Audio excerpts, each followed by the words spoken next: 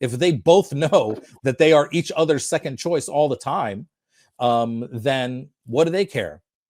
Didn't you see Schumer walked into I think Schumer and Trump had like they were the picture of them smiling the other day. These guys are all just part of the same power circle. They're friends. They're all friends. They're all friends. They're all part of the same country clubs and the same bullshit that happens all the time. And one of the key points that we wanted to bring up tonight with you is this. I mean, look, there's a lot of people who coast off of one victory, one substantial victory. And David Poloff, much like David Axelrod, were two of the key figures in Obama's coalition that won back in 2008. And they've basically been cruising on that for quite some time. And so they decided to do their own little mea culpa on those Pod Save America guys podcasts the other day. I don't take anything that they do with even a grain of salt. I think it's just one big corporate circle jerk in the Beltway. But what he had to say regarding the loss of the election was very telling, and why we are probably in universal agreement, at least in terms of the federal Democratic Party, that they're pretty much willing to become a minority party in this country to protect their corporate special interests. So here's what Mr. Poloff had to say. This stuff with Cheney and Republicans suppressed turnout among the base. Just talk a little about why you decided to do the stuff with Cheney and whether you saw any blowback at all in your data. Well, first of all, like any organization, that's got the resources in the private sector, or in this case in politics, you make as many decisions as you can based on data by the marketplace. Okay. So, turnout was up in Milwaukee. It was down a little bit in Philadelphia and Detroit. But, we'd spent a lot of time with voters who we were concerned weren't going to vote. And the fact that Liz Cheney was supporting Kamala Harris was not an issue raised by any of them. Okay. So I'd say a couple of things. We were in a challenging political environment where to get to 50% of the vote in enough states to win 270 electoral votes, we needed some percentage of Republicans. But I think what people forget is it's more the independents who act like Republicans, where issues of democracy, of how unhinged he is, Project 2025 mattered to them, even to some conservative Democrats. Also, when you're being attacked as being a crazy out of touch California liberal, when you have generals and former Republican elected officials saying I'm for Kamala Harris, that helps rebut that. In many respects, that'll be more effective than what she would say herself. Pluff, there is a sort of a debate outside of your campaign that the primary and most important thing to do was to educate voters about Kamala Harris, and that voters sort of knew all they needed to know about Trump. I take it you guys disagreed with that analysis and you felt a need to at least knock his numbers down a little bit. Is that right? Of course. I mean, that is nonsense. So first of all, back to where the question you were talking to Stephanie about. Kamala Harris started this race, if I recall, with favorable 33 to 35. She ended it at 48. She actually ended the election with a higher approval rating than Donald Trump. I'm not sure someone's won the presidency with a lower approval rating. So I think as people got to know her, they liked her. I think her approval rating now post-election is north of 50. That was really hard work. And I will say that, think about if Kamala Harris had come out of a process that was traditional, running in and winning a primary, so maybe become the nominee March or April. You spend a month, 6 weeks on your biography. You keep coming back to it. You define the Trump first term. You raise the stakes of what a Trump second term would be like. You have like a month just to run paid advertising on things like housing and your tax cut. So this is where there was a price to be paid for the short campaign. And you can't even say 107 days, because to Quentin's point, some of that was spent shoring up the Democratic nomination. It's always worth reminding people, it's really hard for Democrats to win battleground states. Okay. Let's look at Pennsylvania. 25% of the electorate is liberal, roughly. 34% is conservative. By the way, in most battleground states, that conservative number is over 40. So in every battleground state, there's more conservative than liberals. So in Pennsylvania, if Exeter to believe, Trump won conservatives 91.8, Harris won liberals 93.6. Moderates, Harris won 56.43, but you kind of got to win 60% of them, right? So, for Democrats to win battleground states, to Quentin and Jen's point, it is a false choice. You want to maximize your base, of course. And that was a place where we spent enormous time a lot of resources. That's critical. And obviously, I think in Milwaukee, just to use that as an example, we hit our turnout targets, fell a little bit short in Philly and Detroit. So that's not good. That's part of the equation. You've got to couple that with dominating in the middle, not just winning it a little. We have to dominate the moderate vote. We don't even need to listen to any more of this bullshit. That is the prime example why Democrats are gonna just evaporate. We have to dominate the middle. We have to dominate but what he's really saying is we need to continue to try to get as many suburban Republicans into our party as possible. That's their strategy. Not, maybe a living wage and single payer healthcare might actually be what changes things. No, because that would involve you not having any relevance in the political arena. And for people that are paid as handsomely as these, jack in the boxes are, then it's not surprising that they're going to continue to double and triple down on this. We have to stay the course. We were so close. And then in 2028, when we nominate Gavin Newsom and Gretchen Whitmer, this is what you can expect more of the same of. At least that's the message I'm getting from them.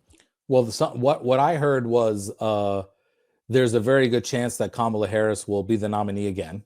Okay, that's what I heard. Yeah. Because he was basically tooting her horn. We just didn't have enough time, he said. Okay, that's number one. Number two is he's also lying. So if you looked at the turnout numbers, turnout in Michigan was actually higher in 2024 than it was in 2020. So there was not a turnout problem. Okay, there was an issues problem. There was a candidate problem, but they refused to believe, and Bernie showed it to them, but they refused to believe that campaigning on these issues, actually, that's what gets you more Trump-like voters. I can't tell you how many times in 2016 I was on the trails for Bernie, and how many people I came across that would be at Bernie rallies in the primary. And I would say to them, why are you with Bernie? And they would tell me all the reasons. And if you ask them if you weren't with Bernie, who would you be with? And they all said Trump.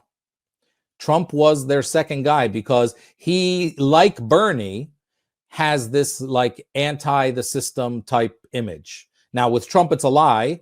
With Bernie, it's not. But that was what was bringing people this sort of new, fresh voice. Okay. The Democrats are going to probably come to the conclusion that that Kamala or somebody Kamala-like, which is Gavin Newsom, is the answer. And this whole win the middle thing is, first of all, it sidelines non-white voters. Okay, I mean this is their way of saying, look, please, we need all you people of color to line up and get with us, because we need to really spend our resources on getting these like middle of the road white voters. That's the key to winning. And then of course they end up doing, I mean, he didn't say one word there about doing worse with Latinos than they did before, worse with black voters than they did before. And of course he's not going to talk about the swing voters in places like Michigan, not just Michigan. We have big populations in Pennsylvania and Georgia as well. And so if they want to keep putting their head in the sand, that's fine. This is going to happen to them again. And J.D. Vance will win the presidency in 2028. And if that's what they want, that's what they're going to get. I agree. Why do you think corporate media has been so deliberate in not even attempting to address the impact of the Muslim vote in the 3 primary swing states? Yes, they've definitely been downplaying that when they spent months fighting it, knowing it was very real, and now it's like it didn't happen. Not only that, Muslim and Arab vote, because not all Arabs are Muslim and not all Muslims are Arab. So we always say Muslim and Arab. Can we Venn diagram? But it's funny because the media, even the traditional media, CNN, NBC, CBS, ABC, they all descended on Dearborn from the presidential primary all the way up until the presidential election. They descended on us. They wanted to know, because we were the story, right? What are the Arab voters going to do? What are the Arab voters going to do? And then, of course, when they lost, I guess the margin was too big for them to blame us. You know, I guess if she would have lost by like 20 or 30,000 votes here, then maybe they would have said we did it. Right. The truth is our numbers are a lot bigger than anyone knows because we've been classified as white for 100 years in America. Ironic. Isn't that ironic? Right. Well, it's not that I guess ironic is one way of looking at it. This is what I teach at a law school. The reason we're classified as white actually is because white people tried to steal Jesus from us, and I'll explain. So, I get that. Yes, Jesus is a Palestinian. He was a brown Palestinian who fought against occupation and tyranny. By the way, blasphemy. Yes, but in America, you had to be the naturalization laws of America from 1790 when they were first written. Said that a legal requirement for citizenship was that you had to be white. So whiteness was a legal requirement for American citizenship from 1790 all the way until 1952. Okay. And so when Arabs first started coming about 120 years ago, and they were all largely Christian at that time, because as I tell people, of course, we have Arab Christians, Jesus, again, one of us. So there was a Lebanese guy came to California, and he actually got citizenship. Then they stripped it away from him after they found out he was Lebanese. And he got in front of the judge, and the judge said to him, "Why should we let you stay? And, why are you white?" And this Lebanese guy stood up in front of this judge, and he said, "Well, I'm from where Jesus is from. So if you say that I'm not white, then you're saying Jesus is not white." And that white judge said, "Amen. Good argument." And he stamped his naturalization papers. And that's the first evidence we have of an Arab being declared white for purposes of naturalization, all because they wanted Jesus. So basically what I'm trying to say is the delusion of America from the beginning, right? Pilgrims came here as on a holy journey. Pioneers, first ones to see something. Of course, the first thing they found was indigenous people. Every myth that we've told ourselves, right? All the way up to being the protectors of Christianity has pushed us into these crazy, ridiculous results where Arabs became white because white people wanted Jesus. They made everyone from Morocco to Iraq white so they could have Jesus. They made Osama bin Laden and Saddam Hussein white so they could have Jesus. And so we end up with this craziness. And so nobody knows really how many Arabs there are in Michigan, but I can tell you there's a lot. And if you walked in the streets, you knew very clearly that there was no way. Here's the clearest thing. Let me tell you what happened on election day. Tens of thousands of Arabs walked into their voting booths on election day in Michigan, and they voted for Rashida and Trump on the same ballot. Okay? Rashida, who became famous in 2016 for getting kicked out of a Trump rally in Detroit, who, when she got inaugurated in 2019, said, "We're going to impeach the motherfucker." That person was on the same ballot as Trump, and tens of thousands of Arabs voted for both of them. Okay? How did that happen? Well, a genocide is how that happened.